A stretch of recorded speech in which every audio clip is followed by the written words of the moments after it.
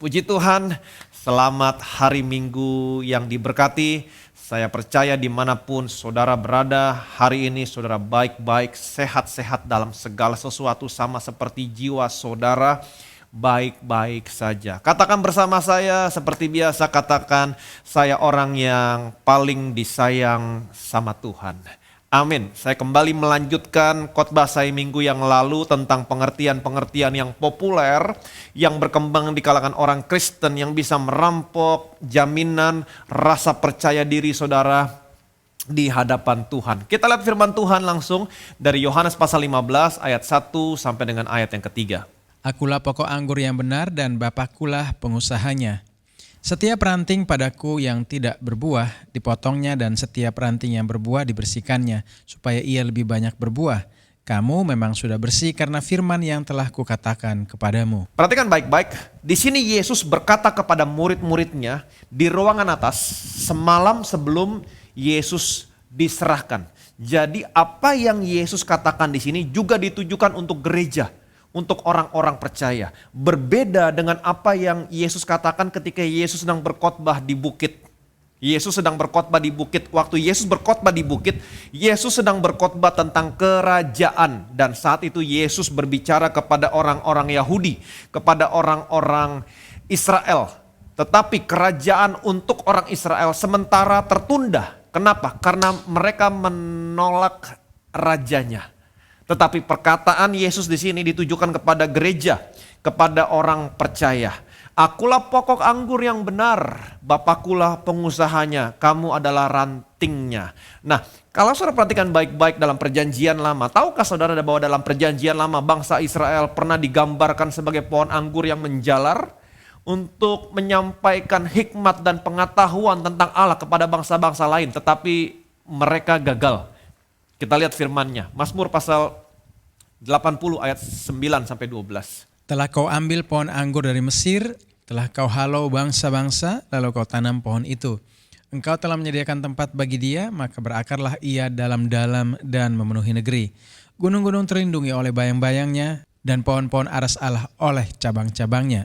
Dijulurkannya ranting-rantingnya sampai ke laut, dan pucuk-pucuknya sampai ke sungai Efrat. Amin. Pemazmur mengatakan telah kau ambil pohon anggur dari Mesir. Apa yang Allah bawa keluar dari Mesir? Pohon anggur. Siapa yang Allah bawa keluar dari Mesir? Bangsa Israel. Jadi bangsa Israel dalam perjanjian lama digambarkan sebagai pohon anggur. Amin. Yang menjalar untuk menyampaikan hikmat dan pengetahuan tentang Allah kepada bangsa-bangsa lain. Tetapi mereka mengalami kegagalan. Karena mereka mengalami kegagalan, kalau saudara baca ayat-ayat selanjutnya, karena mereka mengalami kegagalan, Allah melampaui temboknya, mengatasi temboknya sehingga buah anggurnya dipetik orang yang lewat. Kemudian Alkitab juga mengatakan babi hutan menggerogotinya, kemudian binatang-binatang hutan memakannya, kemudian orang menebang pohonnya dan membuang ke dalam api. Itu sebabnya bangsa Israel berseru kepada Tuhan, berteriak kepada Tuhan, ya Tuhan semesta alam, kiranya kembalilah, indahkanlah pohon anggur ini, pulihkanlah kami.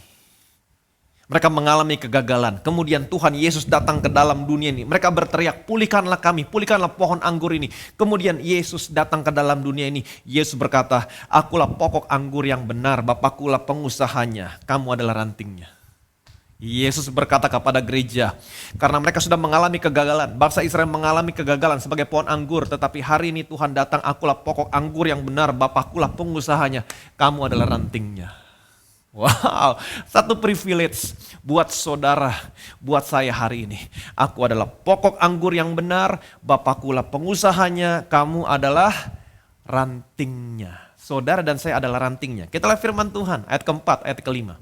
Tinggallah di dalam aku dan aku di dalam kamu, sama seperti ranting tidak dapat berbuah dari dirinya sendiri, kalau ia tidak tinggal pada pokok anggur. Demikian juga kamu tidak berbuah jikalau kamu tidak tinggal di dalam aku. Akulah pokok anggur dan kamulah ranting-rantingnya. Barang siapa tinggal di dalam aku dan aku di dalam dia, ia berbuah banyak. Sebab di luar aku kamu tidak dapat berbuat apa-apa. Yesus berkata, akulah pokok anggur, kamu adalah rantingnya. Jadi seperti yang tadi saya katakan sama saudara, ini merupakan perkataan Tuhan Yesus kepada murid-muridnya, kepada orang percaya, termasuk ditujukan kepada gereja. Yesus berkata, akulah pokok anggur, kamu rantingnya. Tetapi yang sekarang menjadi permasalahan banyak orang percaya yang mau menjadi pokok di saat Tuhan menjadikan saudara dan saya ranting. Pertanyaan saya, bagian mana dari pohon anggur yang menghasilkan buah? Ranting. Amin. Bagian pokok adalah mensuplai. Yesus adalah pokok. Bagian Yesus adalah mensuplai, menyuplai, memberikan segala sesuatu yang ranting butuhkan untuk berbuah. Bagian ranting adalah menerima untuk berbuah. Amin. Jadi Yesus adalah pokok. Dia yang mensuplai. Saudara dan saya adalah bagian yang menerima. Amin. Dan menghasilkan buah. Ayat 5-7. Perhatikan baik-baik. Akulah pokok anggur dan kamulah ranting-rantingnya. Barang siapa tinggal di dalam aku dan aku di dalam dia, ia berbuah banyak. Sebab di luar aku, kamu tidak dapat berbuat apa-apa. Barang siapa tidak tinggal di dalam aku, ia dibuang keluar seperti ranting dan menjadi kering. Kemudian dikumpulkan orang dan dicampakkan ke dalam api lalu dibakar. Jikalau kamu tinggal di dalam aku dan firmanku tinggal di dalam kamu, mintalah apa saja yang kamu kehendaki dan kamu akan menerimanya. Perhatikan baik-baik di ayat yang kelima. Perhatikan baik-baik. Tuhan berkata begini.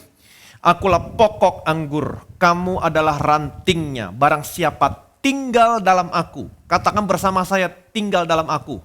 Barang siapa tinggal dalam aku tinggal di dalam dia, ia berbuah banyak.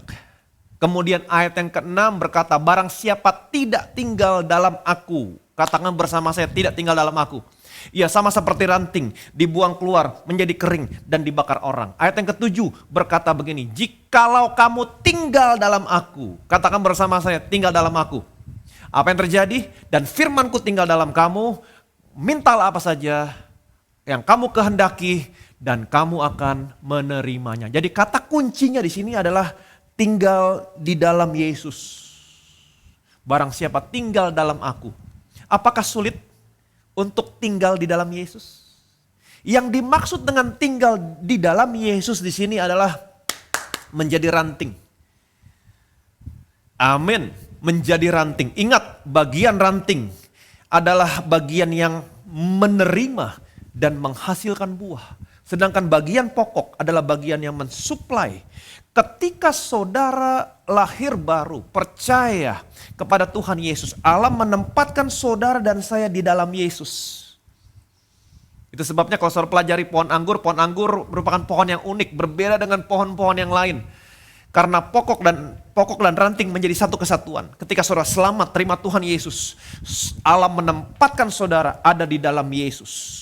Yesus menjadi pokok, saudara menjadi ranting. Yesus mensuplai semua kebutuhan saudara. Bagian saudara adalah jangan menolak suplai. Amin. Jangan menolak apa yang Tuhan berikan. Bagian saudara adalah menerima. Untuk apa? Untuk menghasilkan buah. Inilah kehidupan kekristenan yang Tuhan mau saudara dan saya miliki. Ketika saudara merasakan ada tekanan dalam pekerjaan saudara, minta kasih karunia Tuhan, minta kebaikan Tuhan. Tuhan akan memberikan kasih karunia-Nya, Dia akan memberikan kebaikannya, Dia mensuplai semua yang kamu butuhkan dalam pekerjaanmu. Pekerjaanmu selesai, saudara merasakan damai sejahtera, saudara bisa tidur dengan nyenyak hari itu. Amin. Ketika saudara ada dalam posisi mengambil keputusan, minta hikmat dari Tuhan. Tuhan kasih hikmat sama saudara. Ketika saudara lelah, capek karena ada begitu banyak masalah. Satu belum kelar, masalah yang satu lagi lain datang lagi. Minta kekuatan dari Tuhan. Tuhan kasih kekuatan sama saudara. Dan tanpa saudara sadari, saudara punya kekuatan untuk menghadapi satu persatu permasalahan dan semuanya selesai. Saudara bisa bayangkan ketika saudara memiliki kehidupan yang seperti ini?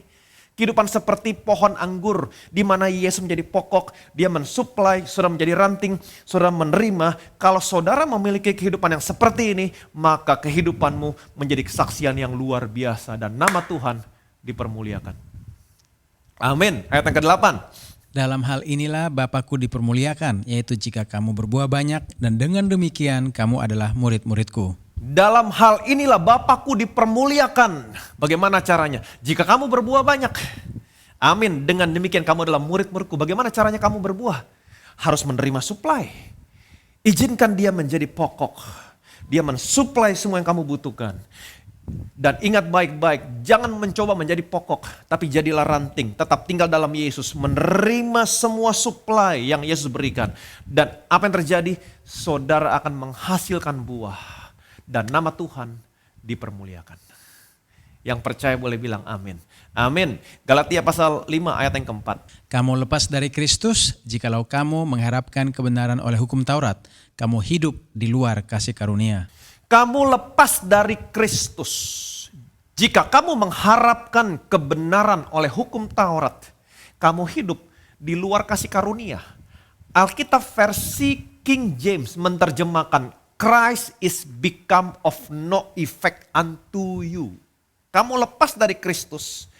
Dalam Alkitab versi King James terjemahannya adalah Christ is become of no effect unto you. Yesus tidak ada efeknya dalam hidupmu. Ini merupakan hal yang paling mengerikan buat saya. Kalau sampai Yesus nggak ada efeknya buat saya. Kalau saudara sakit, Yesus nggak ada efeknya. Artinya apa? Saudara nggak pernah sembuh. Ini hal yang paling mengerikan. Kalau sampai Yesus tidak ada efeknya buat saudara. Kamu lepas dari Kristus. Yesus nggak ada efeknya dalam hidupmu. Jika kamu mengharapkan kebenaran karena hukum Taurat, kamu hidup di luar kasih karunia Tuhan. Pertanyaan saya, bagaimana caranya sehingga Yesus nggak ada efeknya dalam hidupmu? Banyak orang berkata, oh Yesus nggak ada efeknya dalam hidup kita kalau kita berbuat dosa. No. Lihat kalimatnya, kamu lepas dari Kristus. Kristus nggak ada efeknya dalam hidupmu. Kalau kamu mengharapkan kebenaran karena hukum Taurat, kamu hidup di luar kasih karunia. Saya mau saudara mengerti.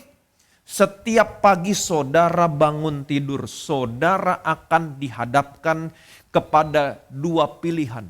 Demand atau supply. Kalau setiap pagi saudara bangun dan saudara memilih hidup yang penuh dengan tuntutan, demand. Maka saudara setiap pagi bangun, saudara akan berpikir saya harus begini, saya harus begitu, saya harus begini, saya harus begitu. Kenapa? Karena saudara tidak percaya Tuhan akan mensuplai semua yang saudara butuhkan. Saudara lepas dari Kristus. Saudara hidup di luar kasih karunia. Saudara lepas dari Kristus bukannya berarti saudara terputus dari keselamatan. Bukan itu maksudnya. Saudara lepas dari Kristus artinya saudara terputus dari ketersediaan. Saudara terputus dari supply. Saudara terputus dari apa yang Tuhan bisa kerjakan dalam hidupmu. Ini mengerikan. Terputus dari supply. Kalau saudara perhatikan baik-baik, saudara pelajari dalam Injil ketika Yesus datang ke dalam dunia ini. Saudara bisa lihat siapa-siapa saja yang bisa menerima sesuatu dari Yesus. Orang-orang berdosa, orang-orang yang terbuang, pemungut cukai, perempuan yang kedapatan berzina. Ini semua mereka yang bisa menerima segala sesuatu yang mereka butuhkan dari Yesus. Sedangkan ada satu golongan di mana Yesus nggak ada efeknya buat mereka. Siapa? Orang-orang Farisi, ahli-ahli Taurat. Kenapa? Karena mereka mengharapkan kebenaran karena hukum Taurat. Mereka mengandalkan kekuatan mereka. Mereka lepas dari Kristus. Itu sebabnya setiap pagi saudara bangun, jangan memiliki kesadaran akan tuntutan, demand, tapi memiliki kesadaran akan supply. Miliki kehidupan yang sama seperti pohon anggur. Dia menjadi pokok, saya menjadi ranting. Apapun yang saya butuhkan, dia supply. Amin. Kalau hari itu saudara harus presentasi. Amin. Tuhan, saya percaya apa yang saya mau bicarakan Tuhan akan supply. Beri saya hikmat Tuhan supaya saya bisa menemukan bahan-bahan presentasi. Tuhan akan tuntun saudara. Dia akan supply. Dan dia akan menuntun saudara sehingga saudara bisa menemukan data-data yang terbaik untuk saudara presentasikan. Amin. Jadi miliki kehidupan yang sama seperti pohon anggur. Yesus pokok, saya ranting. Jangan mencoba menjadi pokok di saat Tuhan menjadikan saudara ranting. Miliki kehidupan yang menyadari bahwa saya hidup berdasarkan ketersediaan yang Tuhan berikan buat saya. Saudara masih ingat ketika bangsa Israel mau masuk ke tanah perjanjian? Tuhan berjanji kepada bangsa ini dan Tuhan berkata tentang apa yang Tuhan janjikan tentang tanah perjanjian. Aku akan membawa kamu masuk ke tempat yang berlimpah air susu dan madu. Amin. Kamu minum dari sumur, kamu gak perlu gali. Kamu diamin rumah, kamu gak perlu bangun rumahnya. Sudah ada rumahnya dengan segala perkakas yang baik. Amin. Kamu makan, tidak perlu kamu tanam. Kamu masuk semuanya tersedia. Ini berbicara tentang supply. Tapi apa yang terjadi? Mereka tidak percaya. Mereka kirim pengintai. Dan ketika mereka mengintai melihat negeri ini. Apa yang mereka lihat? Kota yang berkubu. Benteng yang besar. Raksasa. Ada orang enak di sana. Ada orang Kanaan di sana. Dan apa yang terjadi? Mereka mulai memiliki kesadaran akan tuntutan demand. Oh, kita gak mungkin bisa mengalahkan mereka. Kotanya besar, bentengnya berkubu, ada raksasa. Kita gak mungkin mengalahkan mereka. Kita justru ditelan mereka. Semuanya melihat hal yang sama. Tapi 10 orang memiliki kesadaran akan tuntutan. Kita gak bisa, kita begini. Karena mereka mengandalkan kekuatan mereka. Sedangkan yang 2 orang ini, mereka memiliki kesadaran akan supply. Hey, kita akan masuk ke sana. Karena Tuhan yang akan membawa kita masuk. Tuhan yang membawa kita masuk. Jangan takut, hanya jangan memberontak kepada Tuhan. Kita pasti mengalahkan mereka, kita pasti menelan mereka habis. Karena Tuhan menyertai kita. Supply. 10 orang memiliki pikiran tentang tuntutan, kita gak mungkin bisa mengalahkan. Kotanya besar, bentengnya berkubu, ada raksasa. Tapi yang 2 orang, Tuhan akan. Mereka memiliki kesadaran akan supply. Ini yang Tuhan inginkan. Buat saudara, buat saya, memiliki kehidupan yang sama seperti pohon anggur. Setiap pagi bangun, memiliki kesadaran supply. Tuhan akan mencukupkan semua kebutuhanku. Amin.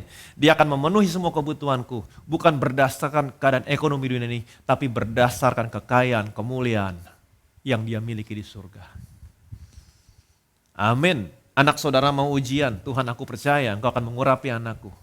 Apa yang sudah dia pelajari, dia bisa serap dengan baik. Ketika dia ujian Tuhan, engkau memberikan hikmat, akal budi, pengertian. Amin. Dia lebih pandai, lebih cerdas 10 kali lipat lebih dari orang-orang dunia. Supply. Miliki kesadaran akan supply. Miliki kehidupan yang sama seperti pohon anggur. Yang percaya boleh bilang amin. Saudara akan berbuah. Dan nama Tuhan akan dipermuliakan. Ayat yang kelima, keenam. Akulah pokok anggur dan kamulah ranting-rantingnya. Barang siapa tinggal di dalam aku dan aku di dalam dia, ia berbuah banyak. Sebab di luar aku kamu tidak dapat berbuat apa-apa. Barang siapa tidak tinggal di dalam aku, ia dibuang keluar seperti ranting dan menjadi kering. Kemudian dikumpulkan orang dan dicampakkan ke dalam api lalu dibakar. Perhatikan baik-baik. Ayat yang keenam. Banyak membuat orang Kristen jadi takut. Kalau saudara baca ayat yang ke-6, apakah saudara takut? Kalau saudara perhatikan baik-baik kalimatnya. Di sini dikatakan begini, barang siapa tidak tinggal di dalam aku, ia dibuang keluar seperti ranting dan menjadi kering. Kemudian dikumpulkan orang dan dilemparkan, dicampakkan ke dalam api lalu dibakar. Mengerikan, ayat ini kenyataannya banyak membuat orang Kristen jadi takut. Kalau saudara baca baik-baik pelan-pelan, barang siapa tidak tinggal di dalam aku. Sesungguhnya di sini Tuhan Yesus sedang berbicara tentang siapa? Dia sedang berbicara bukan tentang saudara. Amin. Dia sedang berbicara tentang orang-orang yang tidak tinggal di dalam dia. Artinya, yang dimaksud dengan tidak tinggal di dalam dia adalah orang-orang yang bukan orang percaya. Mereka adalah orang-orang yang tidak percaya sama Yesus. Apa yang terjadi sama mereka? Mereka sama seperti ranting. Dibuang keluar, menjadi kering, dikumpulkan orang, kemudian dicampakkan ke dalam api langsung dibakar. Lalu dibakar. Ini yang terjadi sama orang-orang yang tidak percaya sama Yesus, yang tidak tinggal dalam Yesus. Sedangkan ayat yang kelima, perhatikan baik-baik. Akulah pokok anggur, kamu adalah rantingnya. barang siapa tinggal di dalam aku. Barang siapa tinggal di dalam aku. Di sini Yesus berbicara tentang orang-orang yang tinggal di dalam Dia. Di sini Yesus berbicara tentang orang-orang percaya, tentang saudara dan saya. Jadi saya mau saudara mengerti, sekali saudara termasuk di ayat yang kelima, saudara nggak usah pusing sama ayat yang keenam. Karena ayat yang keenam bukan berbicara tentang saudara dan saya. Ayat yang keenam berbicara tentang orang-orang yang tidak percaya sama Yesus. Amin. Saudara dan saya yang percaya sama Yesus. Kalau saudara tinggal dalam Yesus, Yesus tinggal dalam saudara, kamu akan berbuah banyak. Yang percaya boleh bilang amin. Tapi Pak, satu lagi Pak, ayat yang kedua Pak. Ayat yang kedua ini mengerikan. Ayat yang kedua, perhatikan baik-baik ayat yang kedua. Setiap ranting padaku yang tidak berbuah dipotongnya, dan setiap ranting yang berbuah dibersihkannya supaya ia lebih banyak berbuah. Yesus berkata begini, setiap ranting padaku, setiap ranting padaku. Nah di sini Yesus sedang berbicara tentang siapa? Setiap ranting padaku. Yesus berbicara tentang orang-orang yang ada dalam Yesus, orang yang percaya sama Yesus. Apa yang terjadi sama ranting yang ada dalam Yesus? Setiap ranting padaku yang tidak berbuah akan dipotong. Tuh kan Pak, dipotong Pak. Nah ayat yang kedua juga banyak membuat orang Kristen jadi takut. Setiap ranting yang ada padaku akan dipotongnya. Dipotong Pak. Kalau saudara lihat terjemahannya dalam Alkitab versi NIV, he cuts off. He cuts off. Dipotong. Ini mengerikan. Mengerikan. Banyak orang Kristen yang ketika baca ayat ini mengerikan. Setiap ranting padaku yang tidak berbuah dipotong. Tuh kan Pak, dipotong Pak. Tapi kalau saudara baca betul-betul baik-baik, teliti baik-baik, ingat tidak ada ayat firman Tuhan yang saling bertentangan. Tidak ada. Kalau saudara perhatikan baik-baik, bandingkan dengan ayat yang ke-6, ayat yang kedua, ayat sama ayat yang ke-6. Ayat yang kedua dikatakan setiap ranting padaku yang tidak berbuah dipotongnya. Titik. Dipotongnya. Stop. Ayat yang ke-6. Barang siapa tidak tinggal dalam aku, ia dibuang keluar seperti ranting dan menjadi kering. Kemudian dikumpulkan orang dan dicampakkan orang ke dalam api. Lalu dibakar. Betul? Ada kata dibakar di sini. Tapi ayat yang kedua. Setiap ranting yang ada padaku yang tidak berbuah dipotong. Stop. Tidak ada kata dibuang, dicampakkan ke dalam api lalu dibakar. Enggak ada. Hanya dipotong. Tapi orang-orang di luar Yesus dipotong, dikumpulkan sama seperti ranting, menjadi kering, dicampakkan, dibuang ke dalam api, lalu dibakar. Tapi ayat yang kedua, tidak ada kata dibakar. Hanya dipotong. Tapi dipotong Pak. Kembali ke bahasa aslinya. Kalau saudara tidak mengalami kejelasan, kelihatannya ada kontroversi. Lihat bahasa aslinya. Kata dipotong di sini. Saudara tahu apa terjemahan kata dipotongnya di sini dalam bahasa aslinya? Dalam bahasa Yunaninya, tapi sebelum kita lihat, saya mau saudara mengerti dulu tentang perkebunan anggur. Kalau saudara lihat perkebunan anggur, waktu saudara menanam benih anggur dan ketika benih itu tumbuh menjadi pokok, kemudian keluar rantingnya, sebelum benih itu tumbuh, maka akan diberikan kayu-kayu penyangga di tempat di mana benih itu ditanam. Kenapa? Supaya ketika benihnya tumbuh menjadi pokok dan pokoknya mengeluarkan ranting, maka pokoknya akan terus mengikuti kayu yang saudara taruh. Terus tumbuh ke atas. Kemudian dikasih tali-tali, kawat-kawat. Supaya rantingnya menjalar di kawat-kawat. Supaya apa? Supaya pokoknya tidak tumbuh ke bawah. Supaya rantingnya tidak menyentuh tanah. Kalau rantingnya menyentuh tanah, maka rantingnya tidak pernah menghasilkan buah, kotor. Amin. Ini yang terjadi di perkebunan anggur. Nah kalau sampai ada ranting yang jatuh ke bawah, menyentuh tanah, maka rantingnya tidak berbuah. Itu sebabnya akan diambil kayu lagi. Kemudian diangkat rantingnya. Supaya tumbuh ke atas. Jangan sampai kena tanah. Supaya apa? Supaya bisa menghasilkan buah.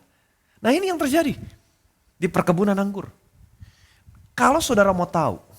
Setiap ranting padaku yang tidak berbuah dipotong. Kata dipotong di sini. Dalam bahasa aslinya.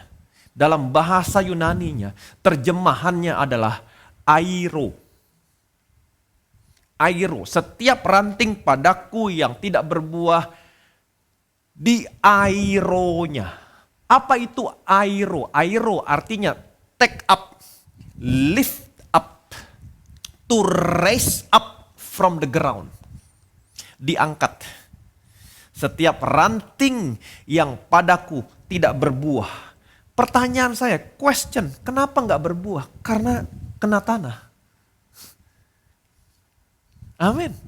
Karena kena tanah. Ini berbicara tanah, debu tanah berbicara tentang dosa.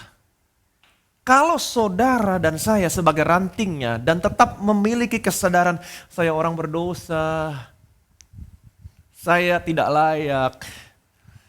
Kalau saudara tetap memiliki kesadaran yang demikian, saya bukan orang yang benar, saya mau kasih tahu, saudara tidak akan pernah berbuah. Kalau saudara tetap memiliki kesadaran yang demikian, apa yang terjadi? Tuhan akan angkat saudara. Dia bersihkan saudara dari tanah. Bagaimana caranya? Itu sebabnya Tuhan berkata, kamu memang telah bersih karena firman yang aku katakan. Bersihkan dirimu dengan firman Tuhan. Kita sudah belajar beberapa minggu yang lalu firman-firman Tuhan yang membersihkan saudara dari pikiran yang jahat. Amin. Bersihkan dirimu dengan firman Tuhan. Bertumbuh dalam firman kasih karunia. Amin. Dan saya percaya kamu akan berbuah. Amin. Jadi setiap ranting padaku yang tidak berbuah. Kenapa tidak berbuah? Karena menyentuh tanah. Tuhan gak pernah potong rantingnya. Ingat, Bapakku pengusaha, yang namanya pengusaha tidak pernah mau rugi. Dia mau setiap ranting menghasilkan buah. Kalau kamu belum menghasilkan, dia akan angkat. Lift up, raise up from the ground. Dia tidak pernah potong. Supaya apa? Supaya saudara menghasilkan buah. Amin. Kabar baik. Kebenaran ini memerdekakan saudara. Puji Tuhan, saudara ikut ibadah online hari ini. Saudara dengar kabar baik dan kabar baik ini memerdekakan saudara. Jadi pesan saya hari ini, karena saudara dan saya ada dalam Yesus, miliki kehidupan yang sama seperti pohon anggur. Bagaimana pohon anggur? Ada pokok, ada ranting. Yesus adalah pokok. Dan Yesus berkata kepada murid-muridnya di ruangan atas, perkataan ini ditujukan kepada gereja. Aku pokok, kamu ranting. Gereja adalah ranting. Yang menjadi permasalahan sekarang, banyak gereja, banyak orang Kristen yang mencoba menjadi pokok. Di saat Tuhan menjadikan saudara dan saya ranting. Pokok adalah bagian yang mensuplai, menyediakan segala sesuatunya. Sedangkan bagian ranting adalah bagian menerima dan menghasilkan buah. Bagianmu menerima, bukan menyediakan. Amin. Itu sebabnya mulai hari ini miliki kehidupan yang sama seperti pohon anggur. Menerima, supply. Miliki kehidupan yang supply minded. Jangan demand minded.